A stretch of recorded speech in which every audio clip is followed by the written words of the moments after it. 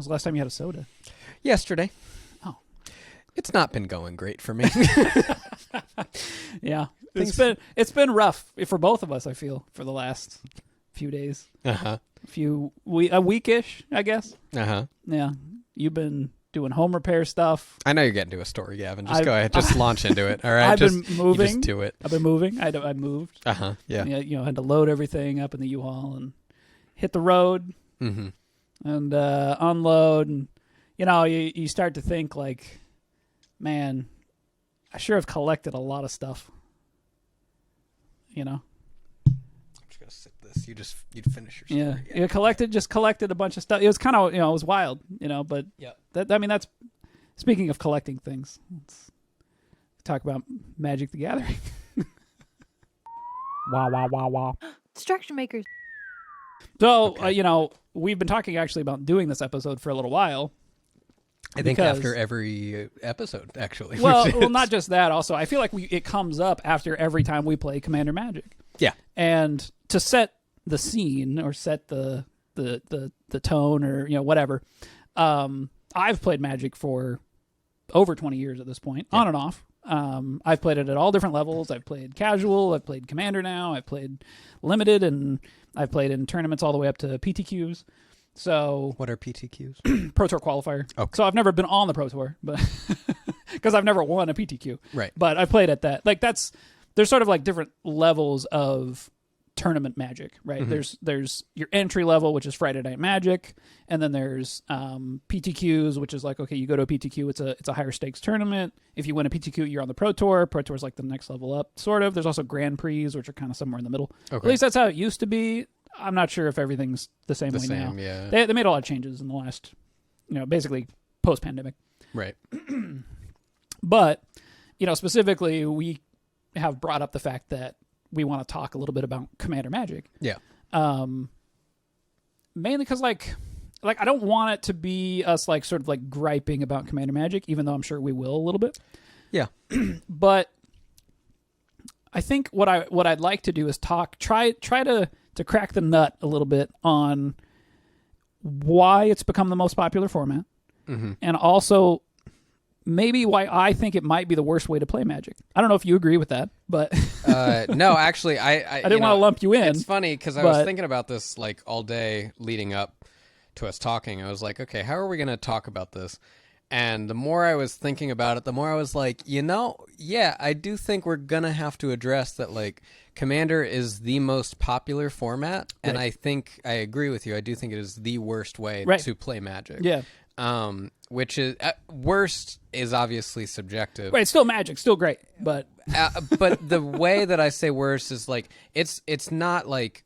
For instance, technically, I would say, like, maybe it's more accessible than some other formats. I don't even know, though, because you have to have a 100-card deck to even play it. Yeah, you're right. Maybe it's okay. Maybe it's just all bad. Right. I'm just like, so this is what is so, like, interesting to me. And I do wonder, we had the episode a while back about metagames, and I do wonder if the metagame of Commander makes good content. And because of that, you have sort of a self-reinforcing loop where it's the most visible form of Magic, and therefore people see it as the thing to play. Right. It's also more approachable. I think it is more approachable. I don't know if I just disagreed with you about that, but I don't think deck building is more approachable in Commander. No. But I think it's more approachable because it is a casual format. Casual. Right? It presents itself as a casual format. Right. Everyone has a 7 deck. Every single person only uses a 7 deck. That's the worst idea that anyone's ever come up with, by the way. Like, sorry to get too negative, but that doesn't work. No. It will never work. It won't. Okay, so let's roll it back to the last time we were playing Commander Magic. We can talk a little bit about what happened and sort of like some of the problems that have emerged in our particular play group. And I have yet to play in a play group that I've felt has been successful to the level of what it feels like the format is supposed to be. Right. Right. I was going to say, since you and I started because you and I got into Commander again, like around the same time, because I started playing with a couple of my friends. I have a few Commander decks. Because I work for them. Right. So you get free cards. You get good. The problem is I don't have very good ones. So you have Dockside, my guy. Yeah, I have a good card. And no, that's what ended up happening with a lot of these earlier decks is like, good decks. I think back then maybe they were a little better, but they're not as efficient as the current decks that are coming out. The Lord of the Rings decks in particular. Insane. Yeah, they definitely were tuned. Yes. But excuse me. But I would bring a deck because I had these pre-cons and stuff. And, with my friend group, eventually they started making their own decks and they got really into it. And eventually I was like, my deck, if we're going to guess on the power scale here, right? My deck felt like it was like a 2 or a 3, and they were playing like 7, 8. Suddenly they're in the So you got them into Commander? I thought they were kind of playing. They were already kind of playing Commander. Okay. And then, I had like talked to them about it a little bit, and talked to them about playing Magic, but they eventually just decided to, and I was like, yeah, okay, I got Commander decks, so I'll hop in. But I never really took Commander that seriously. I dabbled with it a little bit. But then, so after a while of that, I was like, okay, you know what? Like maybe I'll try it. Like maybe I'll make a deck. It's been a little while since I played Digimon a little bit, but it was a little bit since I'd played sort of a. I don't want to say competitive because it's a casual format, but we'll keep saying casual. Yeah, casual format. I feel like you need to quotes. Quote it every single time. But I started getting into that, and I enjoyed a lot of the deck building and a lot of the creativity and stuff about that. Yep. And then every single time I think I've gone, it has. I don't want to say every time is awful, right? Because I don't think that that's fair. Also, that can be play group. It's not necessarily the game. Sure. But I think in comparison to a 1v1 Commander game where you and I have played Commander where it's just you versus me. Yep. Significantly better time. Yep. Yeah. So, I think we can kind of talk a little bit about maybe some of the things like for instance, this comes up as kind of a cursed design problem, as it's been called. And I don't, you and I kind of agree that like you probably shouldn't call it cursed because you can there are ways to embrace things that are seen as cursed design problems, meaning that if you design a game that has some of these things in it, you're basically dooming it to failure. Right. And one of those things is kingmaking.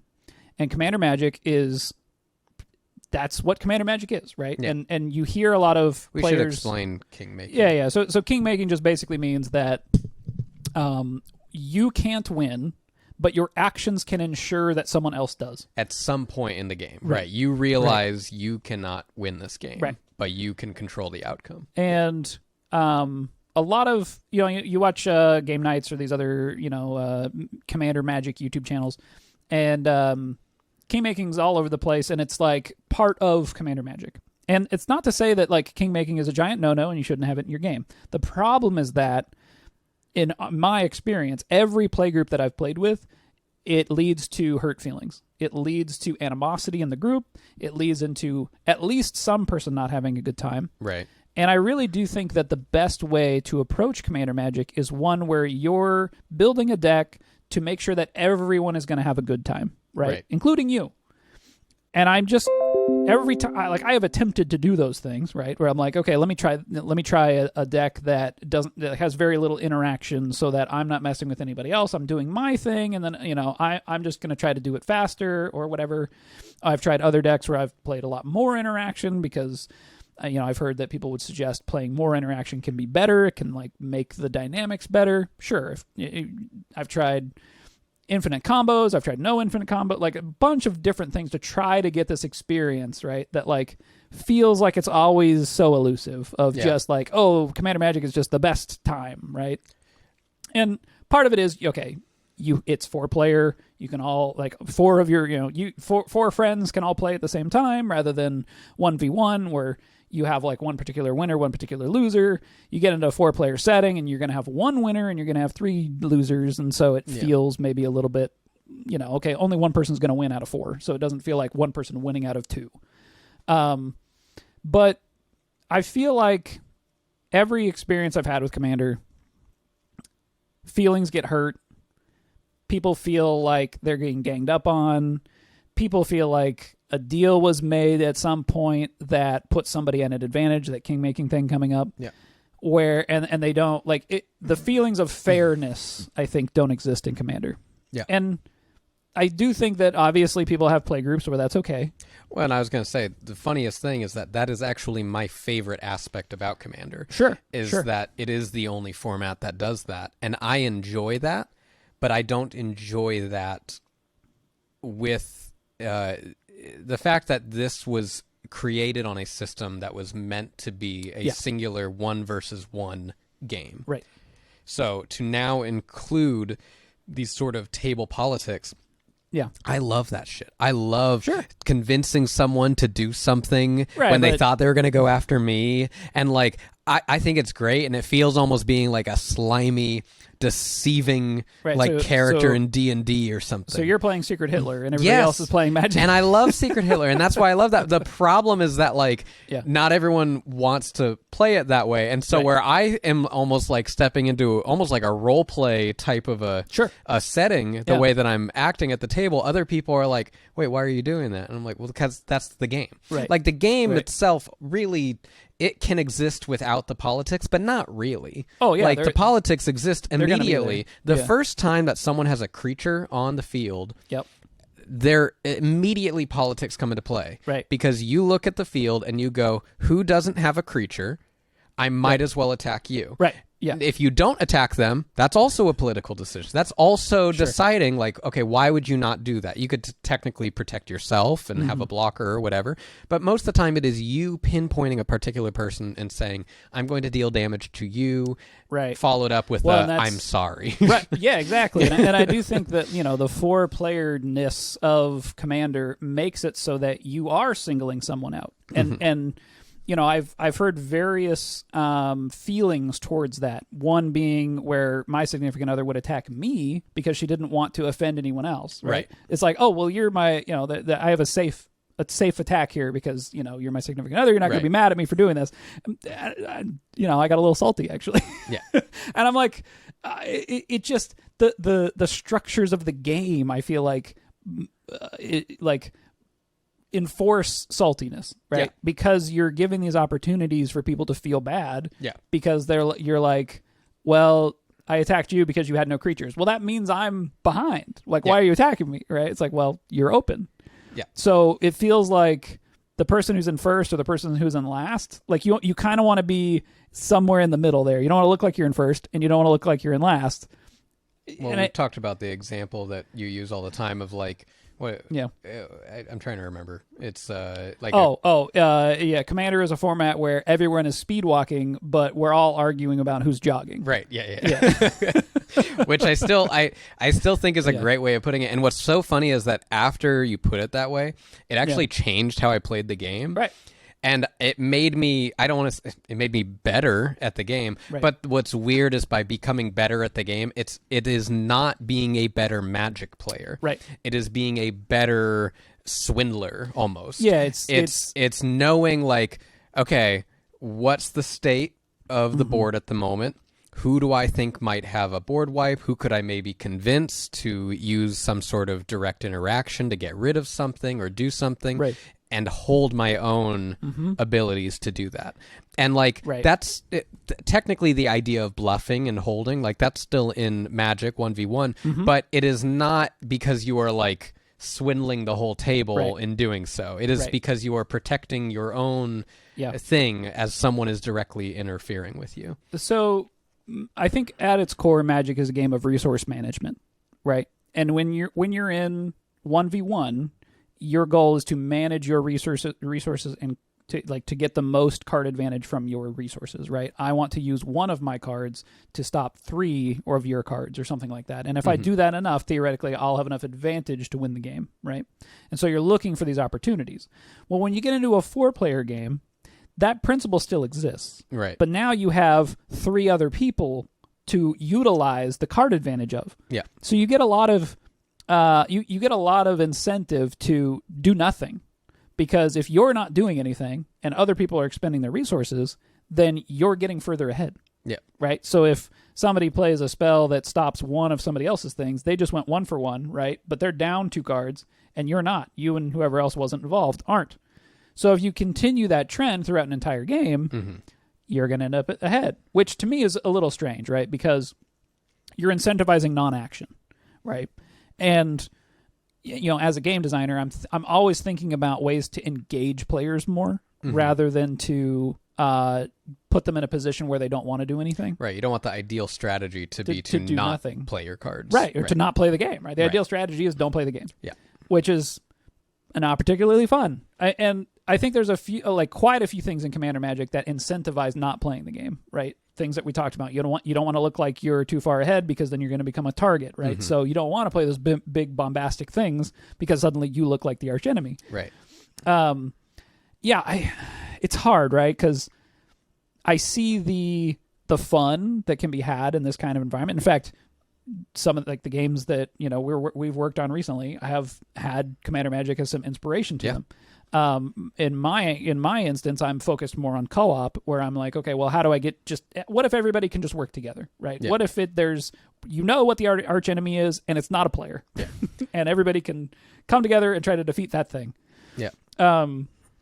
And you're the stuff that you're working on, and it's pretty early, but looking at leaning more into, okay, how can you handle a free-for-all multiplayer game with direct interaction, where the kingmaking isn't like atrocious, and where you can't end you probably won't be ending the game thinking like, oh, everyone just picked on me through this whole thing, right? And there's ways, and we talked about how, Commander, I feel like since Commander has sort of become more and more popular, and Wizards has generated more and more content for Commander, they've been constantly trying to fix this problem. Yeah, you see little fixes come up a lot. Yeah. And I think the Monarch mechanic is one good example of making someone like the big boss, the big baddie that you want to try and swing at, or goading a player or something like that. Right. Well, and the Monarch is like, you play a card, and when you play it, you become the Monarch. If you're the Monarch, you get to draw an extra card at the end of your turn. But if somebody does combat damage to you, meaning one of their creatures does damage to you, then you have to give them the Monarch. So people are incentivized to attack that person. And it's pretty clear to me that at least I think that what Wizards is trying to do is better define who the archenemy is, right? Like, okay, we're going to give these mechanics that put a really clear target on people so that people know and have a reason to attack somebody. Right.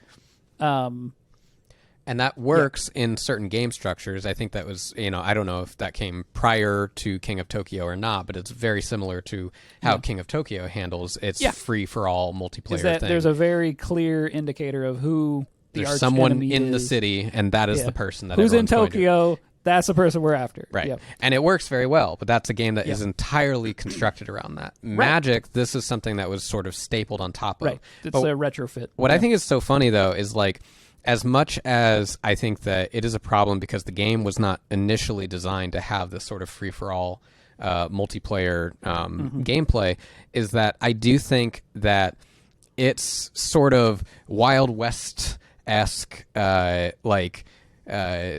rules, land that you're swinging at everyone. I actually think that's what makes the game exciting for people.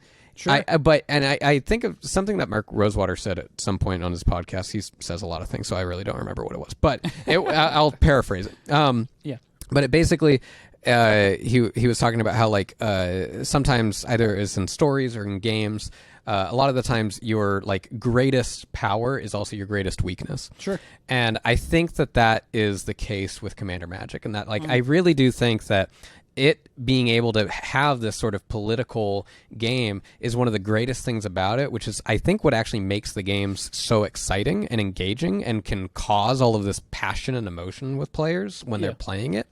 But I also think that can, be too negative. I think it can go too strongly. And I think that a lot of the times, especially players that maybe are leaning into the more competitive areas, maybe they play more on a professional level or something like that, I could see them not enjoying Commander, or not enjoying Commander with particular play groups. Sure. Because I think there's a lot of people that they like playing that sort of casual play structure. and other people want it to be. They want it to be competitive, and the fact is that like it just won't work. Like you can't make it work competitively and a free for all format like that. Well, this is actually something that is particularly interesting because there is a competitive. Yeah, I don't format. understand. It's called CD. They call it CEDH, which is like. It's like a blurred line between whether it's like the same format or not. A lot of people say it's not the same format as Commander. Some people say that it is. It's just the highest power end of Commander. Okay. So it does work as a competitive format, kind of. Okay. But the thing that you're describing isn't the reason why it's sort of the reason why it doesn't work. Okay. The reason why it doesn't work is because of collusion. There's no way to stop someone from or a group of people showing up to a tournament, ending up in the same pods with their friends, and ensuring that their friend wins. Right? Okay. And there's no way to prove whether or not they're just making a bad play or if they're making a play that's helping that person on purpose. Okay. Right. And I mean, so to not ensure that, you could not be friends, and someone instead could sign up for a tournament and decide, I'm not going to do anything but help this person. Yeah, you for could no just reason. randomly decide that. And yes. but that is the format. That it allows the ability to do that. Yeah. And so you're right in that it doesn't really work as a competitive format, and it's because of the structures, but it's also because of this sort of outside the game reasoning of, okay, look, it's pretty easy to actually like game the system here. So I don't know, like CEDH does intrigue me. It is interesting to like learn about the decks and what's like sort of the highest power of the format. Yeah. What does that like end up looking like? There's some other other problems that reveal themselves there. One of the reasons why Lorcana goes from 0 to 20 instead of from 20 to 0 is that, okay, well, in Commander Magic, you as a player are trying to take everybody else from 40 to 0. Right. Instead of just getting from 0 to 40 yourself. So what ends up happening is the most efficient ways to do that become infinite combos and things that literally can just stop everybody at the same time. Right. So Lorcana's, I think, thinking, okay, let's head that off at the pass and just change the structures of the game so it plays out that way. Right. So yeah, basically all of the stuff that's at the highest level of the format is infinite combos. Like everybody's just trying to get to their infinite combo, trying to stop other people from doing it. You end up in other weird areas where like, okay, well, this person is going to try to win the game, and I am the person who ends up in the priority order.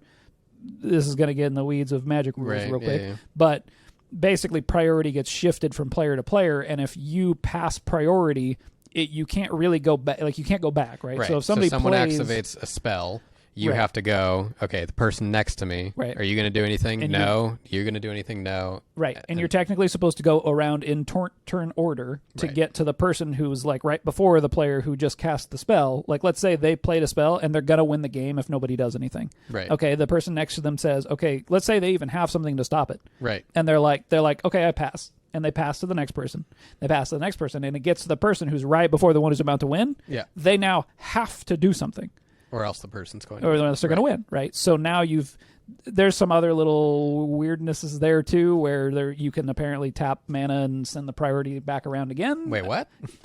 How does that work? Well, in the rules of Magic, if you tap mana, you reactivate priorities, the priority circle, basically. So you can priority bully people that way, basically. Right. Yeah. Again, this format was created by Magic judges as something to do after judging a tournament to sort of wind down. I think they were interested in the intricacies that can come up with 4 people playing Magic at the same time and trying to, it's an intellectual exercise to figure out how the stack resolves and that, things like that. You get really complicated rules interactions. Yeah. I don't really know if the format was ever intended to be played at that kind of a level, but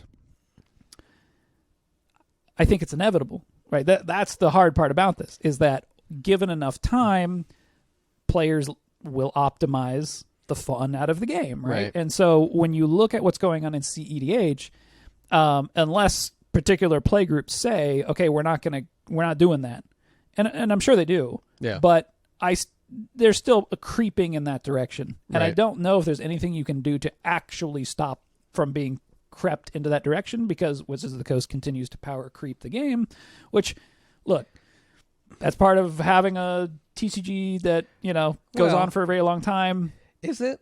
Because we've talked about how... That's a whole nother episode. That's a whole nother episode. But they've chosen to go the power creep route at this point. And part of that, probably has to do with corporate and whatever profits need to be made there. But, again, that's a whole other... It's a whole nother episode. I mean, we don't know. Right. But maybe. We don't know. We can speculate. Yeah. But, I think that when you look at, okay, this is the most powerful stuff you can do in the format. This is how those things win. And you even start trying to pull it back a few layers. You end up with little pieces here and there that sort of cross into that territory. Mm-hmm. And I think that's something that comes up in our play group a lot, is that some players are playing things that creep into that territory and other players aren't. And so when that happens, you end up with dynamics that are off. Yeah. Like if everybody's sort of playing in the same 7 territory, right? Yeah. Then I think things are probably hunky-dory. I haven't experienced that ever. No. So well, and I think that, ever since rediscovering Commander, right? I made my first deck. I made like a standard dragon tribal deck. Yeah. It's very basic. Mm-hmm. Watched some game nights stuff. Talked to you a bit about like, okay, what's standard construction? How many lands? How many kill spells? Mana rocks, etc. Made it. Turned out fine. It's not the most overpowered deck, but it's whatever. No. But after making that, because it's just a pretty standard dragon tribal deck, I couldn't help but notice that like I wasn't always enjoying myself, sure. A lot of the time. And other people also aren't always enjoying themselves a lot of the time. And so I started kind of thinking about why that was and bringing, some of these things that we're talking about to mind. And so then I started kind of pursuing like, okay, well, is there a way to fix that?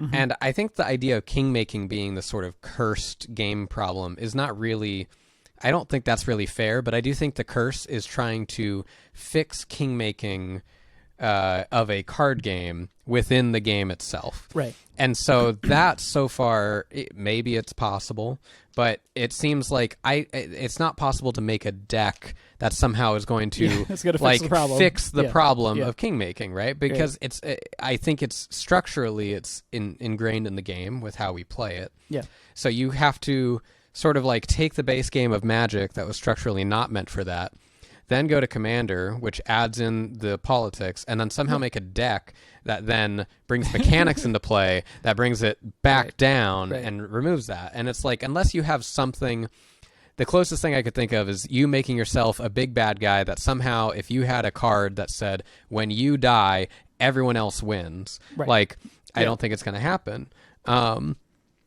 And so, but I guess that's what's been interesting is like finding these different experiments to try out and figure out like, okay, well, how can you make the game, I guess like more enjoyable for people, in that way where it's not always like that.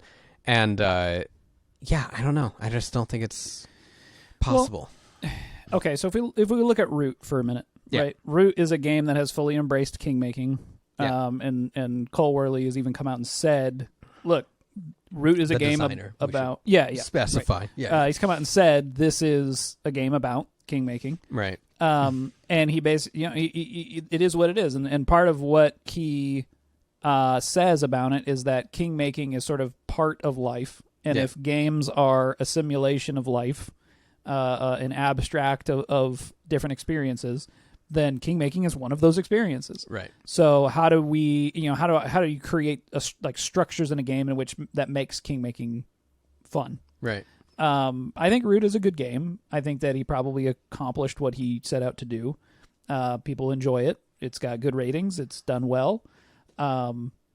So it's not that it's necessarily like impossible to make a game that includes kingmaking. Right. Right. But I think you're right in that you kind of need to know from the onset that kingmaking is part of the game. Right. And try to build... See, this is the question, though, is like, okay, well, do you then build structures into that kingmaking that... Okay, kingmaking is part of the game, but what if there's no, like, direct interaction, the way that, like, say, King of Tokyo kind of works that way, but the original Bullets and Teeth works that way. Yeah.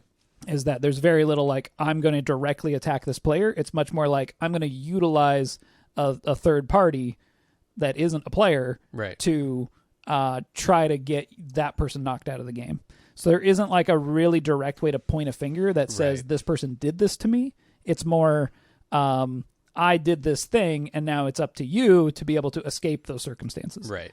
Where Magic feels very, Commander Magic feels very much, you did this to me, or person made a deal with so-and-so, and that person did this to us because they made that deal. Right. And they can perceive that deal as good or bad or, whatever. Yeah. So, I don't know. I don't know what the solve is for Commander Magic. If there even is if there even is one or even needs to be one. I mean, but at this point, it's grown so much in popularity. Right. So much more, at least I don't have data or stats or anything like that, but just peripherally what I see is that Commander is where it's at. That is like their most popular format is what it seems like, at least. Well, it's definitely what is at the forefront of Magic content. Right. Right. So I do wonder about, okay, well, Wizards of the Coast is the only one who has these numbers, but I'd be curious to know, okay, well, if we add up all of the other formats of Magic and how many people play those versus how many people play Commander, does Commander still number one? Or, or like Mark Rosewater has talked about that, like kitchen table Magic, like casual Magic with a bunch of random cards that you happen to have in your collection. That is the most popular Which is format. Essentially Commander, right? Like, well, sort of. That's what's interesting, though, is like kitchen table Magic is kind of any format you want, right? Like, it's like, okay, do we just, like, I remember my version of kitchen table Magic was, I would invite friends over and we just decide randomly, like, oh, yeah, let's just have like a 3-person free-for-all game. Yeah. Or let's have like a 2v1 game, but you have like your really good deck or something like that. Yeah. Like it's random stuff like that. Sure. Yeah. Well, and before Commander was a thing, I remember playing a lot of games that way, where we'd basically get every person that was there at on break from classes in college, and we'd all sit around a table and play a giant multiplayer game of Magic. Yeah. Before Commander, we weren't even playing Commander. So I don't know. One thing I will say about Commander, we probably shouldn't have the whole talk be completely negative. But why not? One thing that I do like is the deck building, and you mentioned it previously. That's my favorite aspect. Yeah, is that building a Commander deck, I think, is a better experience than building a regular Magic deck. Yeah. One, because you get to choose a commander, right? Yeah. You get to have it's thematic, you have a theme sort of built in from the beginning. Yeah. And then 2, you get to play a whole lot of cards. There's a whole lot of you get to go do a whole bunch of research and sort of work that strategy part of and I your love brain. The limitation of only having one type of each card or one copy of each card. One copy of I each love like having that one card and then kind of being like, all right, well, what else can I get? And you got to suddenly, it's like if you play like a bunch of counter spells, you start seeing these kind of weird like offshoots of counter spells. Yeah. You start seeing cards that you wouldn't really see anywhere else. Right. And it is good that those cards have found a home. Pauper is another format that comes up as being something that also does this, but Pauper is a 60-card format, 4 copies of up to 4 copies of each card, but it's only commons. So you end up with a different kind of play experience there, and it's one that is still a fulfilling Magic experience. Commander is too. It's I don't know. It is just wild though. To me, it's very strange, and maybe this it could be an us problem, But like at this point, I've played quite a bit of Commander, and it just feels like every time the structures of how things are built just end up in nobody really having a great time. Nobody having a great time. Right. Some people have a good time, but most of the time I do kind of feel like games sort of just end. Yeah. Sometimes there's a crazy play and like someone you didn't think was going to win ends up winning in the end or something like that. Every now and then that kind of happens. But yeah, it's not like... I don't know. It does kind of just feel like it falls flat a lot of the times. Yeah. And what's funny is like, I imagine a lot of people will probably listen to this and they'll say like, well, my play group is like fine. Like we did this thing and then everything was fine. Or like maybe it's a play group thing. And like, I don't think it is. You know, it's Well, and because even- I think a game, people can like different types of games, but a game facilitates that type of play. Yep.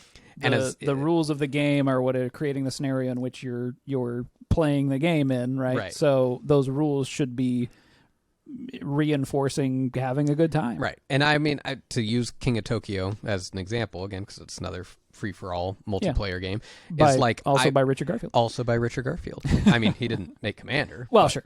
He made magic. He made magic. But, like, King of Tokyo, I've never seen anyone have a bad time play that game. Sure. Like that game is so fun. And it's quite a bit different. It's not nearly on the same level of, like, competitiveness, you know? Right. It's not quite as... big-headed maybe as Magic is, but like it's a very similar structure underneath it, and people enjoy it. They don't mind that asymmetry that happens. Right. You know, and again, we talked about it earlier, but I think some of like making it very clear who's in the lead helps. Yeah. One thing that comes up too, we're talking about deck building being some of the best parts of Commander. And, you know, putting some of these thoughts out there for other designers potentially to be like, hey, look, you know, play Magic. Magic's amazing. Study Magic. Play Commander Magic. Try to figure out what about it, what it is about it that you love. What is it that you don't like? Borrow pieces and bits here and there to sort of incorporate into your own design thinking. But one thing that I do notice, we're talking specifically about, okay, deck building is interesting. Part of the reason why the deck building is interesting is because of the variance. You're able to, you know, you're playing one copy of 100 different cards. Mm-hmm. But what ends up being strange again is that over time, you start to run more cards or more strategies that remove more of that variance, right? Right. So that means is the goal of most decks is to increase the effectiveness of it. That's a way to win the game, is that you have a particular strategy that you're trying to execute. And this is interesting because in my own deck building, that's one thing I'm looking at is, okay, consistency is important, but I don't want it to be too consistent. So things like, say, Cascade, right, where Cascade is a mechanic where you play a card and then you're going to reveal cards off of the top of your deck until you reveal one that costs less than the card that cascaded. You then get to play that card. There's a lot of variance in Commander as long as you build your deck in a way that allows for that variance, because you could make it so I have one card that cascades into just only this one other specific card. Right. But if you build it in a way that like it cascades into other stuff, I think that can be an enjoyable experience that is embracing the variance of the format. Yeah. But then when you look at something, one of the decks that I built does something kind of similar, but it's through Dredge instead of through Cascade, where I'm Dredge is, okay, with what this card's in my graveyard, I get to remove or put cards from the top of my deck into my graveyard to return that card back to my hand, which is saying I'm getting that specific card. Right. But that's not my goal. My goal is I'm using that card to get variance into what ends up in my graveyard so that the games play out differently. Right. But I'm not playing it in a way where I'm just drawing whatever cards are off the top of my deck, right? I've now used these mechanics to try to remove some of the variance so that I can get to particular strategies that in the deck that I have crafted ahead of time, right? And I think that there's a lot of that happens where either you're playing tutor spells, which means you play a tutor spell, you get to go search for whatever card you want. I mean, I'll use my Tiamat deck as an example. Tiamat's a perfect example. My first Commander deck accidentally being Tiamat because it was just I had a lot of dragons already in my collection. Right. And then realizing that this format is beneficial to having a card that the minute I can get 7 mana and get it out, that's my game. Like, I don't win, but that's my plan for the rest of the game. Well, Tiamat, so being your commander, meaning you always have access to it. It's right there. It's outside of your deck. Yes, Tiamat costs 7. Once Tiamat comes into play, I get to search my deck for 5 dragons and put them into my hand. And so you can just get the same 5 dragons every game. I can get the same 5 dragons I want, or the perfect 5 dragons for the situation that's on the board, which is usually what happens. Right. And there's certain things that come into play, like, okay, well, if I have a large hand still, I don't want to have to discard down, so maybe I won't bring Tiamat out and stuff like that. But the point is that, like, the minute I basically have a 7-cost search for 5 dragons card, which is insane. Yeah. And it's still a creature, so it also board presence. Right. So it's insanely good. Well, and I think at some point you identified that like that's not particularly fun. No, it's not right? exciting because every single game is that. It plays out exactly I get the same. Tiamat out, Yeah. I get my dragons. Now, it's dumb fun. It's as fun as like red green I feel like can get most of the time in their simplest of states. Sure. But not that Tiamat's red green, but that's kind of how it feels a lot of the times. It's two of the colors. It's two of the colors. But yeah, I feel like the stuff that I found the most fun, as weird as it is like a deck like my booby trap deck, Right. which is very not efficient Right. at all. But you're just trying to do a goofy. I'm trying to do a big goofy Right. plan. Well, and so this is something that I've heard come up about the format in terms of like advice for having a good time is that you make a deck that's an experience. You don't necessarily make a deck to be the best. Right. But the problem comes in. That's the same as saying everyone make a 7. Right. In my opinion. Right. Yeah. It also, the problem ends up coming in when one person's not adhering to Right. it Yeah, and is playing competitively, and that throws everything out of whack. Right. So, And I think that there's sort of two lines, right? Like you could just come to your play group and you could say like everyone make a 7. That's probably too vague. You could say, okay, everyone make a deck that's an experience. It's like maybe too vague. Yeah. Everyone make tribal decks. It's like, okay, maybe you're getting closer, sure. But there's such a variance in power of tribal decks, Right. so that it's not. But the thing is, it's like you basically are trying to create this how do thing you- that's like every play group has to have this thing, or everyone's gonna just have the same type of deck because everyone's gonna have 10 kill spells. Everyone's going to have 40 mana sources. Right. Everyone's going to have this many instants and sorcery. Like, I feel like at a certain point, you're making enough excuses for the way the system works that you're actually not allowing for the creative deck construction, which is like one of the best aspects of it. It's almost like you just have to accept that you're going to lose if you try to create a deck that has an interesting experience. Yes, which is the first thing. Honestly, that's when I started enjoying Commander the most, is not caring about how good my deck is and not caring if I'm going to win, but just trying to do something silly. And like my latest one, I made a pirate deck, and like I don't expect to win, but stealing other people's things is fun for me. I don't expect to win. But I'm making everybody hate you. Yes, but again, that's like that leans into the politics of it, right? It's like I like being able to sort of be this guy that can like hold people hostage and be like, "Don't attack me, or I'm going to steal that guy of yours." Right. And that is that's a feeling the deal that happened. Yeah, that's a feeling that I think is really cool. Sure. The problem is people don't like that. No. And it's like, to me, I'm like, well, that's an experience. Like, that's it. Yeah. Like, and if the game was about that. And if the game was about if that, that was the rules that we had all agreed to entering into the game, right? You know what? Okay, that's actually that. I think that hits on a pretty interesting solve, right? And this is where rule zero conversations come in, right? Okay. Which is when you have built a game that tells you what the experience is that you're going to have when you start the game, right? You're reading the rule book, you're explaining the scenario, whatever it is that you're playing in a board game, right? Secret Hitler or Root or whatever it is. Everyone who's at that table is agreeing to that experience, right? Yeah. You're all here, you're all listening to it, you're all consenting, right?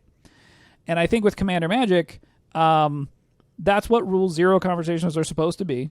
Right, you're supposed to have sort of that conversation about, okay, well, what is the experience that we're all okay with having here? Yeah. And do we all sort of consent to what everybody else is doing? Right. And the problem is that, well, one, either people aren't having that conversation, or their interpretation of what a fun deck is or what an interesting experience is of a deck, their level of enjoyment of it is going to be much different than someone else's, right? Especially if somebody's there trying to win, right? And everybody else is sort of just let's just have a good time, you know? So, another Band-Aid. Rule Zero is a Band-Aid, you know? I don't know if there's any way, and part of it is just the amazingness of what Magic is that people can bring whatever they want to the table. You know, there's no rule book for you to sit down and read before you play Magic. I mean, there is, but I don't mean like that. Like, I mean, it'd be a pretty big rule book, I think. But. What I mean is every time you come to the table to play a game of Commander, the rule book is different. right? Because everybody has different cards. Everybody's playing a different thing. I mean, So if the rule book for that particular game, which is what Rule 0 is supposed to be, like that theoretically can fix the problem, but humans are imperfect, and they're going to have misinterpretations, and they're going to have miscommunications, and I don't know. In some ways, I'm just sort of like, does it just become easier if we play a board game where we all can agree to the experience that we're going to have? Yeah. We can all understand it and consent to it before we start playing the game. I think feelings don't get hurt as often that way. I mean, but possibly. I don't know. Well, okay, so I think maybe the last thing to talk about with Commander Magic. Yeah. There is a ban list for Commander Magic, which is strange to me. I don't get it. This is me, sort of poking at the rules committee a little bit and going, why? Like they've taken this approach of we're gonna signpost ban cards, where they're like, okay, we're gonna ban this specific card, but we're also saying that cards like this are bad for the format. Right. But we're not going to ban those other ones. Right. So to me, you're kind of just saying, play the other ones. Like, we're going to ban this one, but hey, this is a really good thing for you to play. So I guess you're going to get, it's like, the minute that you include any sort of a ban list at all, it's admitting that it's not as casual of a format as you'd think it is. Sure. Because, I mean, anyone who's, and I think I even listened to maybe it was the professor at Tulare Community College. I think he was talking to Sheldon, the creator of Commander. Who just passed away. Yeah, sad. I think that he was even kind of talking that like most play groups are casual enough where they like don't.